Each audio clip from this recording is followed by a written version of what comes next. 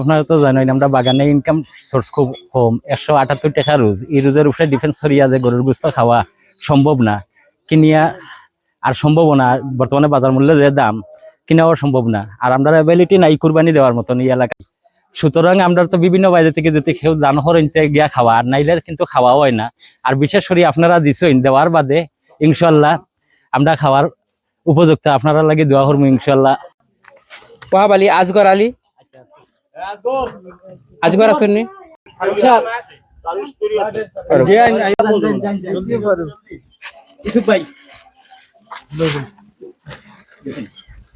রিনা বেগম, রিনা আসেন।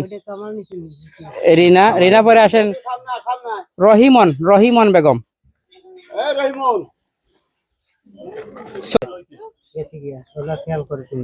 শরীফা।